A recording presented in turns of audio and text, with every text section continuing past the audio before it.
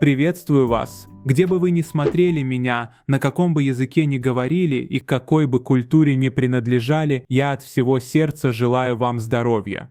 Возможно, вам хочется заменить отсутствующий зуб новым белым зубом. Но действительно ли зубной имплант подходит вам? Существует множество причин, по которым имплант может оказаться для вас не лучшим вариантом.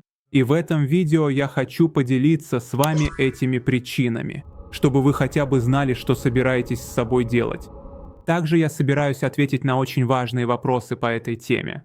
Например, в каком возрасте ни в коем случае нельзя ставить имплант? Вызывает ли имплант искривление челюсти? Какой самый злейший враг импланта? Почему курильщики не могут ставить импланты? Какие существуют более дешевые альтернативы этому дорогому импланту? И много других вопросов, на которые я отвечу. Но прежде, если вы еще не подписались, обязательно подпишитесь.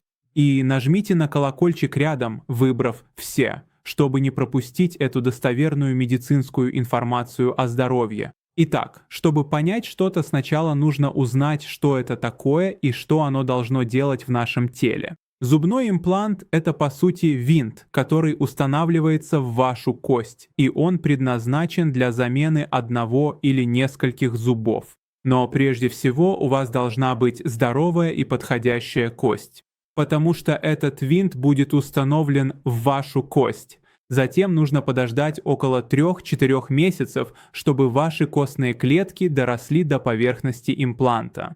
На этом этапе имплант становится частью вашей кости.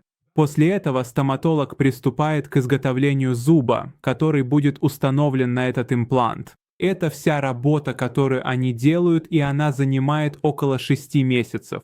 Но подходит ли это вам или нет? А что, если ваш организм отторгнет этот имплант? Здесь есть 5 основных опасений, из-за которых имплант может у вас не прижиться, и вы зря потратите деньги. Первое.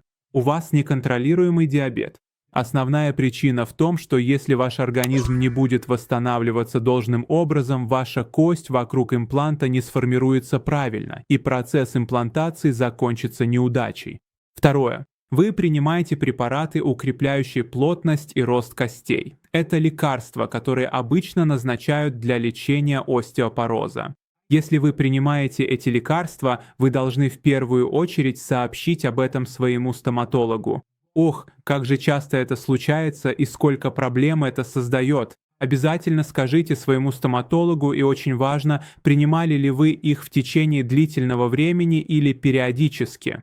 Очень важно, принимали ли вы вместе с ними кортизон или нет, и принимали ли вы этот препарат в виде инъекций или таблеток. Это тоже очень важно.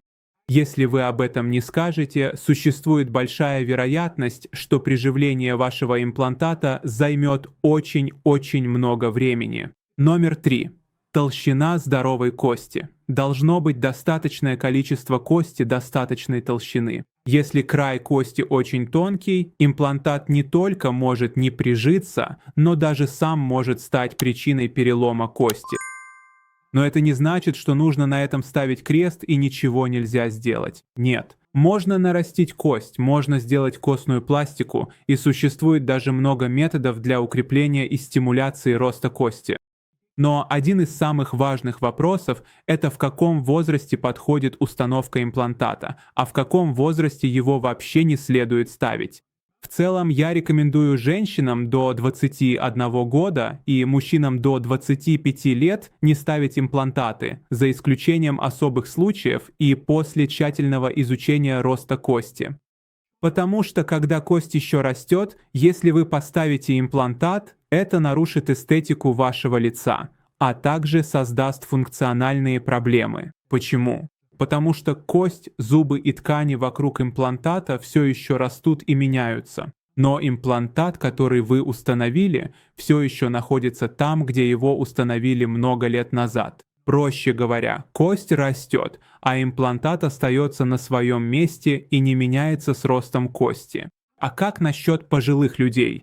Имплантат можно успешно установить даже 95-летним людям, при условии, что у пациента достаточно хорошее общее состояние здоровья, имеется достаточно кости для удержания имплантата и способность к заживлению тканей у этого пациента находится на должном уровне. Но, естественно, маленьким детям этого не делают и не должны делать. Потому что, как я уже сказал, рост челюсти и зубов все еще продолжается, и установка имплантата до завершения роста может вызвать серьезные проблемы. Поэтому я рекомендую вам и особенно уважаемым стоматологам уделить этому вопросу особое внимание. Четвертое. Худший враг зубного импланта – это сигареты и табак. Когда у вас есть имплант и вы курите, сильный жар от сигаретного дыма, попадающего в рот, и постоянное вдыхание дыма могут сместить кровяной сгусток со своего места и стать причиной того, что место операции не заживет как следует. Кроме того, химические и канцерогенные вещества, которые содержатся в сигаретах и табаке, действительно вредят вашей ротовой полости и деснам и не позволяют костной и десневой ткани подготовиться к успешной имплантации. Но какое же есть решение? Какое решение есть для курящих людей? А. Бросить курить. Вы даже не представляете, какую услугу вы окажете этим себе и своим близким. Вы сделаете их счастливыми. У меня был разговор с одним из моих коллег, он стоматолог. Он говорил, что многие его курящие пациенты используют имплантацию как стимул, чтобы бросить курить. Почему? Потому что имплантация не позволяет им курить 2-3 месяца, и таким образом они убивают 2 зайцев одним выстрелом. Б. Использование никотиновых пластырей. Но зачем это нужно? Просто бросьте это дело и все. Так вы и здоровее станете, и много денег сэкономите. Пятое. Люди, для которых гигиена полости рта и зубов вообще не важна. Тех, кто не чистит зубы и не ухаживает за ними. Этим людям лучше не ставить импланты. Потому что если после имплантации вы продолжите жить по-старому и не будете следить за чистотой полости рта, образуется налет и камень, что приведет к атрофии костной ткани. Многие думают, что поставят импланты и все, можно расслабиться, избавиться от чистки зубов и кариеса. Нет, это не так. Наоборот, импланты требуют большего ухода, частоты использования зубной нити и особенно ирригатора. Теперь, если вы подходите под все упомянутые мной критерии, обязательно, просто обязательно перед всем остальным сделайте трехмерный снимок. Даже если стоматолог скажет, что в этом нет необходимости, попросите сами и настаивайте. Этот снимок покажет состояние вашей полости рта и зубов. С помощью этого снимка можно изучить не только области, где будет установлен имплант, но и состояние соседних зубов, их здоровье, прочность и качество вашей кости. Это действительно влияет на результат вашей работы. А что делать, если имплантация для вас слишком дорогая и вы не хотите или не можете столько тратить? Послушайте. Потеря зуба и пустое место не означают, что вам обязательно нужен имплант. Существуют различные альтернативы, которые могут сохранить здоровье вашей полости рта и челюсти. Один из таких вариантов – это зубной мост. Обычно это быстрее и дешевле, чем имплантация, но требует обточки соседних зубов. По сути, я его не рекомендую. Другой вариант – это съемный протез, который можно вынимать изо рта. Такими протезами пользовались наши дедушки и бабушки. Это проще и дешевле, и он легко заполняет пустое место от зуба. Но я рекомендую не оставлять пустое место от зуба просто так. Это ошибка, которую многие совершают, а потом сильно жалеют.